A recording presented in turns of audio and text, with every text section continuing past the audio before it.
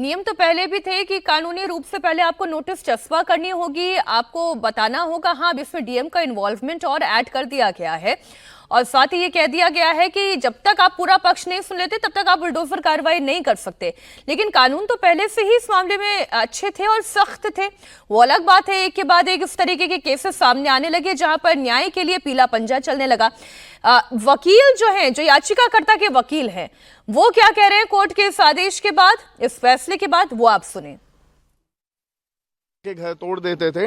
अब supreme court ने दिशा निर्देश पास किया है कि आपको नोटिस देना पड़ेगा, कम से कम 15 दिन का वक्त देना पड़ेगा। जो कंपाउंडेबल है प्रॉपर्टी का पार्ट, उसे कंपाउंड किया जाएगा और अधिकारियों पे एक जिम्मेदारी डाल दी गई कि अगर कोई अधिकारी गलती कर रहा है, कानून तोड़ रहा है इससे रिलेटेड, तो उनकी पर्सनल जिम्मेदारी होगी। अगर उन्होंने कोई प्रॉपर्टी डिमोलिश की है, इलीगली डिमोलिश की है, तो उसको रेस्टिट्यूट करने की। ये अपने आप में एक बहुत बड़ा प्रावधान बना दिया है कोर्ट ने, क्योंकि अधिकारी भी अब एक बार सोचेंगे जब उनकी खुद की जिम्मेदारी, उनके खुद के जेब से पैसा जाएगा। जब किसी गरीब, मजलूम या किसी माइनॉरिटी का या किसी का घर जब तोड़ देते थे तो वो उस पर ज्यादा सोचते नहीं थे। आप कहा कि अगर एक जगह घर है वहां पे और आपने एक ही लाइन में घर, आपने बस एक घर पकड़ा, उसको तोड़ दिया, तो ये दिखाता है कि एक भेदभाव है। अगर एनक्रोचमेंट है उसी लाइन में बाकी घर है तो वो भी एनक्रोचमेंट है।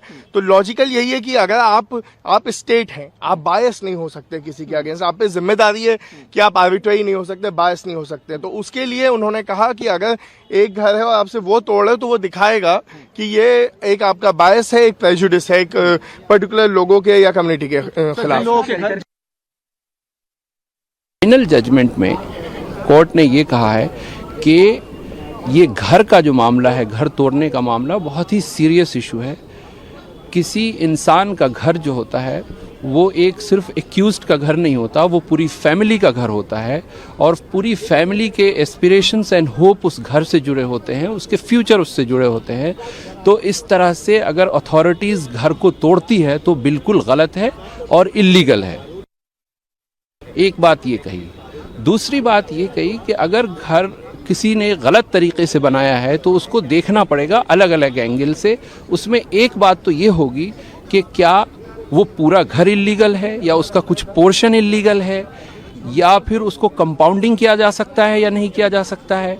ये सब देखने के बाद उस पर एक अप्रोप्रिएट ऑर्डर पास किया जाएगा, फिर वो कलेक्टर को भेजा जाएगा। कलेक्टर उसमें वो एक नोडल ऑफिसर अपॉइंट करेगा, फिर उस नोडल ऑफिसर के सामने उसकी सुनवाई होगी और सुनवाई होने के बाद जब फाइनल फैसला आएगा उसको वेबसाइट पोर्टल पे अपलोड किया जाएगा और उस फाइनल फैसले के बाद 15 दिन का वक्त दिया जाएगा जिस इंसान का घर तोड़ना है।